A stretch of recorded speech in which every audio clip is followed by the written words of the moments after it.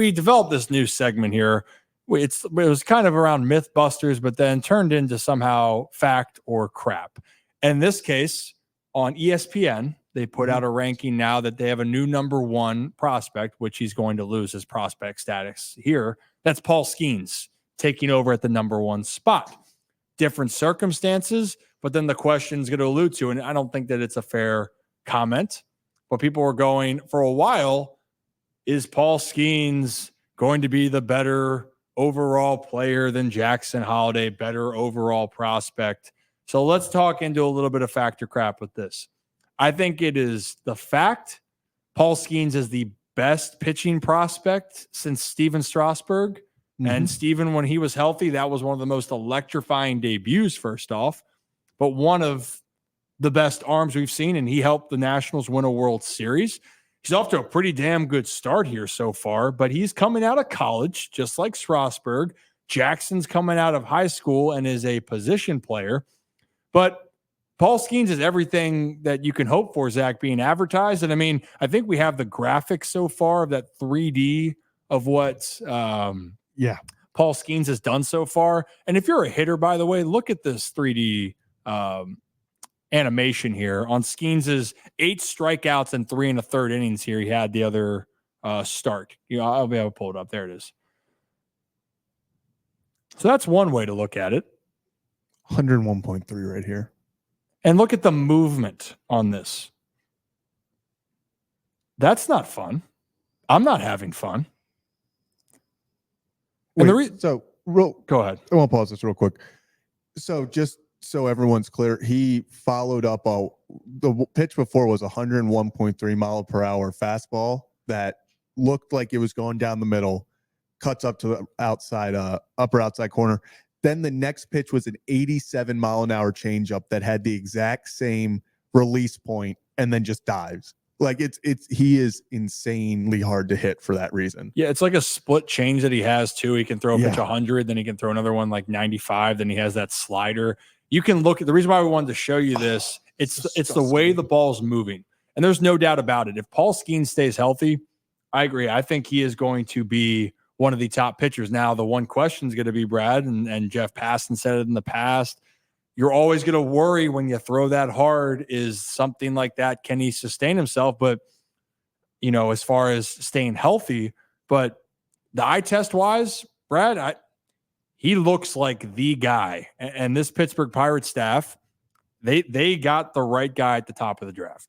Yeah, the guy's absolutely ridiculous. I don't think that there's anything that we can dispute from that. As far as being replaced with the top, as far as the top prospect, or I'm sorry, as far as Jackson Holliday being replaced as top prospect with Skenes, if we look at it right now and the way that Skenes has been playing versus the way that Holliday has been playing, I don't know if I would necessarily disagree with this. I think that Skenes is just the best player and pitcher in as far as the farm system is concerned. So I don't know if I necessarily disagree with that, but there is a difference between what ESPN's putting out and what the MLB is putting out. And I think that that's what we're trying to debunk here a little bit in that fact or crap scenario, right? So fact, Paul Skenes is probably the best come up player in the minor leagues. And then obviously now he's in the big. So yes, I think he probably deserves that top prospect spot, but doesn't mean he's actually the top prospect at MLB. Is that right, Ryan? Yeah, I think that's you're looking at the long-term thing here, and age does play a factor in it. And right now, like, who's ready to help their team right now? Who is quote unquote big league ready to go? That's Paul Skenes. Like he is ready. He fits the bill. He throws 101. He is dominating big league hitters. Really, really good. But for Jackson, they're trying to project out over the next 10 years. And so there's nothing that's changed for Jackson, by the way. It's just that everyone, because he jumped through the system so damn quickly, is that everyone's expecting him to continue at that rampant pace. And that to me is not fair, because he needs to, in my opinion, continue to get at bats. The biggest thing of learning yourself, this was something that I personally believe, is that when you are going through the minor leagues, I like to think, and I'm trying to get his total at bats. It's like right when you get to 1,000 at bats in professional baseball, I think is when you really kind of get a grip of who you are as a player. And when you say professional baseball, you're talking minor leagues, yes, and everything. All right. Yeah, minor leagues and minor leagues specifically. After 1,000 at bats, like you really are getting a grip on it. At this current moment, Jackson has 683 at bats so far in his minor league career. So, and again, it's unbelievable. And yeah, that's a lot of at bats. But if you think about in a big league season, you play every day, you're pushing towards that number, 500, 600 at bats in one season. This is someone that is just starting off this is early in his professional career, being 20 years old and at a higher level. Yeah. I mean, you want to talk about, so to put in perspective, Gunnar Henderson has, I think it's like 985 MLB at bats. So picture how long Gunnar has been in the majors, how much we've seen him. And it's not a lot. It's literally just less than 2 years. And then think about taking just 2/3 of that. That's what Jackson has seen at every single level from low A all the way to the majors at this point. So like it is tough. Like you said, you don't have a lot to go off right now. And it's hard to get comfortable and get into a rhythm when you haven't been playing this level of competition for that long. Yeah, and also for those that are saying about he's struggling or things are going on, yeah, he's hitting 268 right now there. Still has an OPS of 877. I mean, his on-base percentage is 426. He's slugging 451.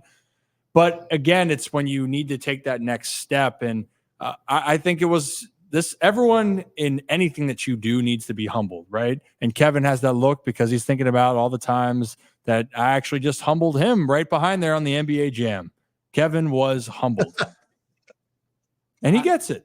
Well, you were goaltending my shots. Oh my gosh. Oh my goodness. It's NBA Jam, bro. Kevin, you just were getting taken behind the woodshed. It was tough, man. It was First tough. of all, I will say too, like there are some. We need to do more for the Holy Shirts and Pants Club as far as our epic battles on NBA Jam. Yeah, I uploaded one. I recently. challenge you live on stream to NBA Jam after the stream. Live on stream after the stream? Yeah, you can stream to the Holy Shirts and Pants Club. I'm challenging him right now on stream. Or after and we'll document. Yes. Okay, yes. I got it. But There's no no one beats me and Brad. No one beats I was me and gonna Brad. say there's no better rivalry in sports. You can say that's a great rivalry, but you don't know how I play. So don't knock But it. You guys got a great best rivalry in this show, no doubt about it. No doubt about it for sure. Yeah, last week me and Brad went to double overtime. Insane. It's the games that people need to see, no doubt about it. But I've never seen a scorcher like Zach went on in that second Oh overtime. my Did God. not miss a single shot. I was. they were all threes. Every single one. Every single one. All right, now heel sentiment. Let's bring it back in here. Humbled. That's the point I was trying to make. Being humbled is important in whatever you do, and it's not in a bad way, but you have to be reminded that you still need to make adjustments because right when you think you have it figured out, you got to keep going. And for Jackson, first time he really struggled in any capacity, and people are magnifying his issues at the big league level. Everyone's talking about it. I believe in him long term. It's just something that you need to go through those struggles. I mean, I remember a time, and again, I use my personal experiences. I've used other players I've been around. I remember a time then, and just the example of it, because he turned out pretty well. Somehow they thought his jersey should be retired here, but Calvin hit 0 home runs his first year in pro ball and had like the record for errors that year at shortstop. And that was demoralizing for him, but hey, you figure it out. That was at a young age. I think the better off, I think Greg Olson said this when we had the one-on-one interview, the football player, Greg Olson, who's now the Fox broadcaster. It's better to try to learn it sooner because when you get older and you struggle, if you haven't dealt with that yet, it's just a harder learning curve at the moment. So we'll see what happens. Now, I do want to address this question.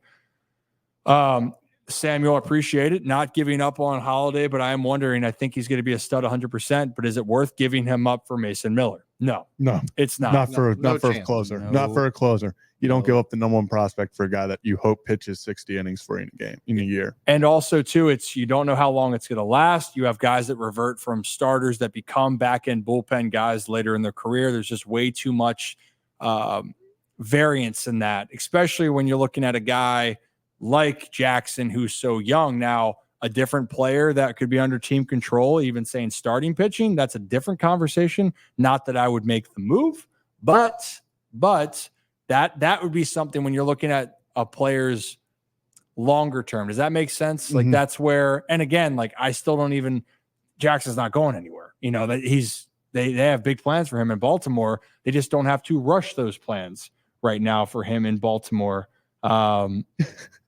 You're good, Sam. You know, these are the questions we like to talk about. Yeah. You know, this is because trust me, you are not the only person that has ever said that. We get that all the No. time of whether or not Every how day. they should be. Yeah. So Oh yeah. do And- not worry. No, and also I have been on another note. I got humbled playing pickup basketball game with my dad when I was in high school. Like I like to think I had some solid game. This guy came from overseas, came back to play in the pickup game, and roasted me. And I mean that I was he took me to the cleaners. He took my lunch money. It was he told me after it. He goes, "Hey, I don't care that you're 15." He goes, "You're 15, you're 33. I'm going to whoop your ass." And I'm like, "Damn." All right. And that's essentially what you're seeing at the big league level. They don't care how old you are. They don't care how great people tell you they are. This is my job. I'm going to prove to you that you can't handle what I can do. That is what every professional's